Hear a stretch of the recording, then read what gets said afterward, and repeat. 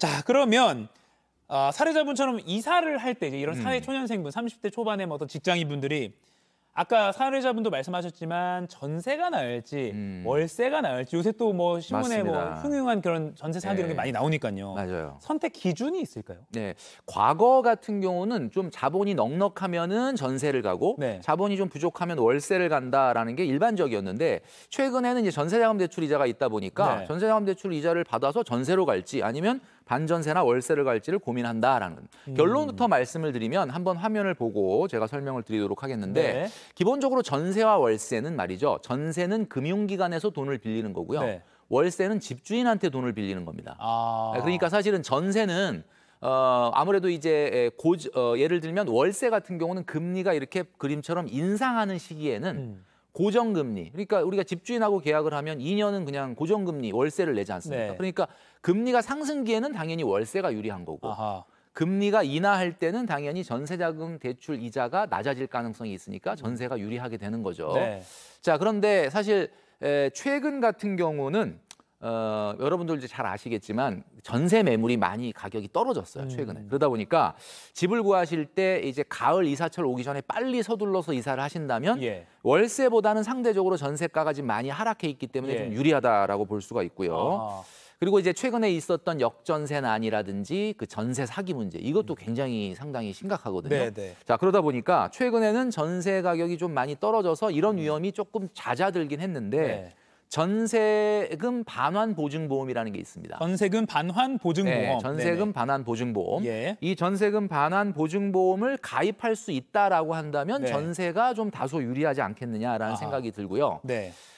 최근에 이제 미국의 기준금리가 9월 달 이번 달에 한 번 더 상승하고 그리고 이제 뭐 더 이상 상승은 안 한다 뭐 예상이 있는데 네. 우리나라 같은 경우는 경기가 너무 빨리 급격하게 떨어졌기 때문에 예. 금리 인상을 지금 예상하기는 좀 어렵거든요. 그러니까 당분간은 우리나라 같은 경우는 금리가 인상되긴 어려우니까 예. 지금 상황이라면 최근 전세가가 크게 하락한 것을 반영을 한다면 전세금 반환 보증보험이 가입이 가능하다라는 전제로는 전세가 좀 유리하지 않겠느냐. 요거는 좀 뭐 사안에 따라서 좀 살펴보셔야 되겠지만 네. 전반적인 시장 분위기는 전세가 조금 더 유리해졌다라고 볼 수가 있을 것 같습니다. 그렇군요. 전세금 반환 보증보험 가입이 가능하다면 요거 전제를 꼭 달아주셨습니다. 네.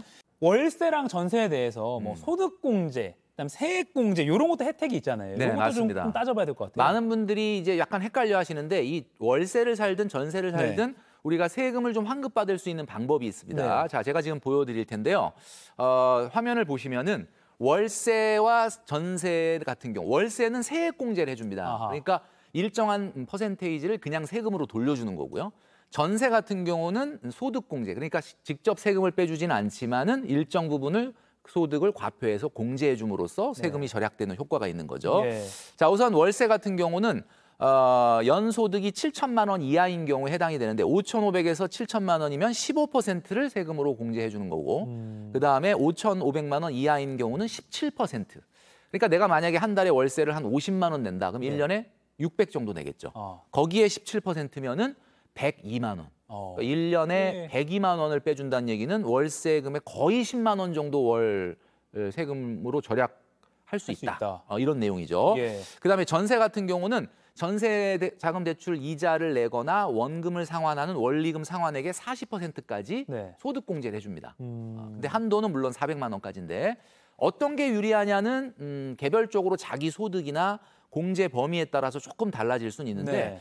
이제 계산을 해보면 거의 사실은 크게 차이는 없어요. 아, 그래요. 그렇기 때문에 이것도 한번 꼭 챙겨보시는 게 좋겠다라는 이야기죠. 월세는 세액공제, 전세는 소득공제 혜택이 있다. 요거까지 조금 챙겨봐야 되겠네요. 네네. 그리고 전세 보증금 반환보험, 요건 계속해서 강조를 드려야 될 것 같습니다. 네. 최근에 이제 가을에 이사철의 분위기를 살펴봤을 네. 때는 최근에 전세가 많이 하락했으니까 발빠르게 움직이실 수 있는 분들은 좀 전세 매물을 잡으시는 게 좋겠다. 아하. 이렇게 한번 추천을 드립니다. 지금 올 가을 이사를 생각하신다면 그렇습니다. 그리고 예. 자금도 좀 여력이 있으시면 월세보다는 전세가 올 가을에는 유리하겠다. 네. 이렇게까지 분석을 해주셨습니다.